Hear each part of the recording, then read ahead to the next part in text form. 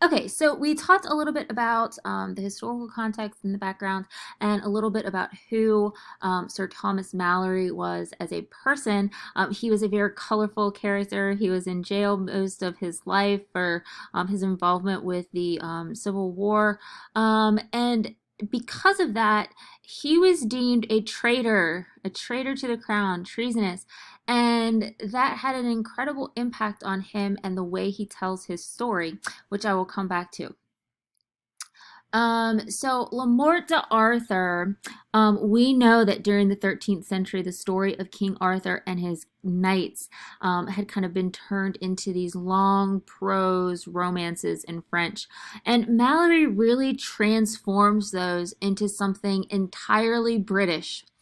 Um, why would Malory choose King Arthur as the kind of why tell this story? And I think the answer inherently lies in um, this kind of concept that King Arthur brought order to chaos. If we look back to Sir Gawain and the Green Knight and all of the wars that were going on before, as a result of the Anglo-Saxons and the Romans and all that kind of stuff, Arthur's leadership establishes an order to the chaos. And keep in mind, Malory's England was a time of chaos, and it kind of allows Malory to look at where warfare as a was a form of sport for these kind of Arthurian romances. He transforms them into a type of warfare that's a form of destruction. And this type of warfare would have been very familiar to his audience because, hello, they're living in a civil war. King Arthur has this imaginary past in which nobles have absolute power over a contented peasantry. So it's really this kind of nostalgia for days of yore, days when chivalry was still, chivalry, the good old days, so to speak. And really, this kind of King Arthur story, this frame, really is a reminder of what England has lost. And he uses that to kind of in some ways, by putting all of this on King Arthur and King Arthur's kingdom, it's kind of a way for him to separate himself, this kind of narrative distance and protection from some of the kind of political commentary that he's making as well. So, some cultural conflicts that Le Morte d'Arthur particularly deals with is the stability of society as a whole. Who's responsible for that stability, and how do we maintain that stability? And he's also concerned with the motivations of individuals. And this is something that we'll see moving into our next unit, where people aren't so much concerned about doing um, the greater good, right? Like, I'm going to do what's best for everyone because that's what's best for society. We have this growing concern with our own individual needs and our individual desires, our individual loyalties. And we can kind of see that in someone like Gawain in the war between Lancelot and Arthur.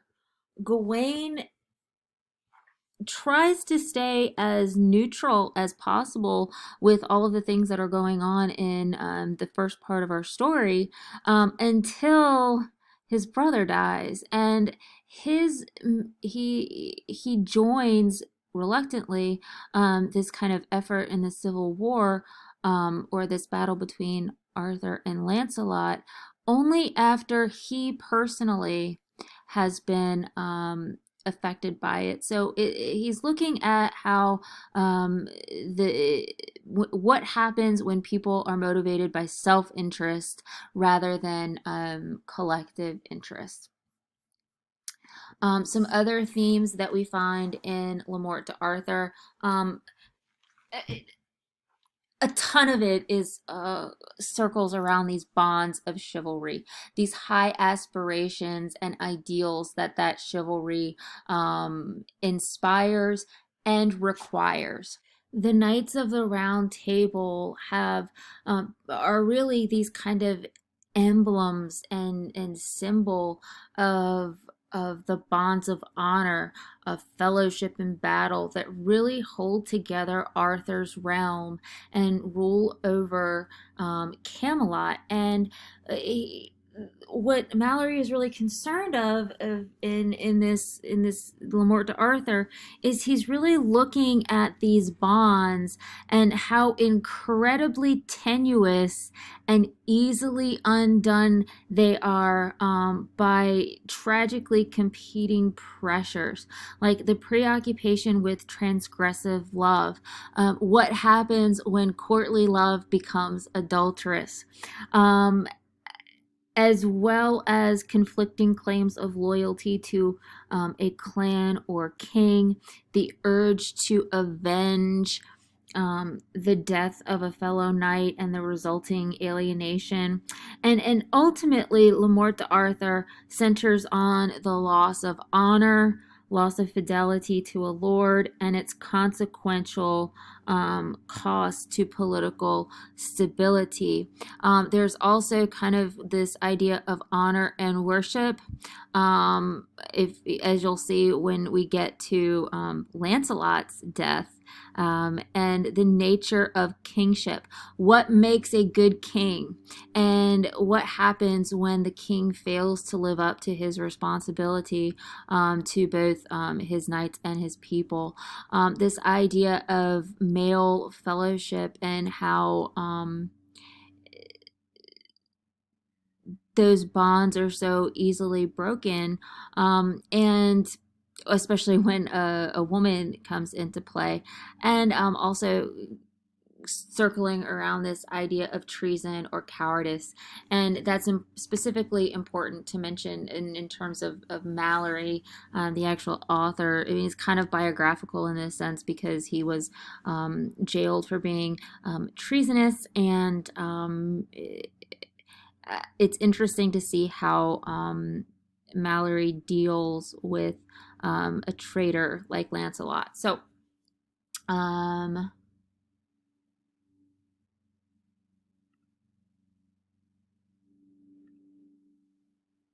what is particularly interesting to note about the kind of artistic beauty of Le Morte d'Arthur is that he kind of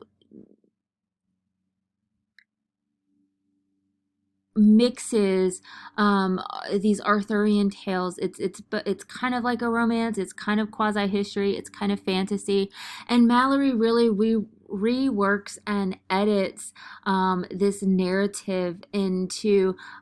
He really takes all of a collection of all of these stories of three different countries and really weaves it into a single narrative thread, and it kind of it becomes kind of like a first novel, in that it is intended to be read as a whole book and unifies different sources and adding touches of his own. So I want to look really quickly at some of our characters. There are a ton of people in here, guys, and I don't expect you to know a whole slew of them, but I think it's important to note some of the heavy hitters only because we see them time and time again and they kind of spur some of the action. We have Agravain, who is Arthur's nephew, Bedivere, who is the only survivor of the Round Table. He returns Excalibur to the Lady of the Lake. Mordred, who is Arthur's bastard son. and assumedly his illegitimate heir, the illegitimate heir of Camelot. But he too is also a traitor in that he usurps his father's kingdom. But it kind of it makes you question why wouldn't he? Because it's already in shambles. So we also have Gareth and Gareth, Gawain's brothers and Arthur's nephews. So we are familiar with Gawain, and we are also familiar with Guinevere and Lancelot, but I'm going to talk about them when we pick up. I also want to note the little picture here in the corner. This is this is an actual. Some people say that it's the real round table. It's not. I don't think it's that big, but I've seen it. It's in France in this little kind of chapel area, and it's this big old circular thing that's on the wall, and it's really kind of cool. But yeah, that's just an aside. So I'm going to pick up here with the first part of the sections that we read for Le Morte d'Arthur, the conspiracy against Lancelot and Guinevere.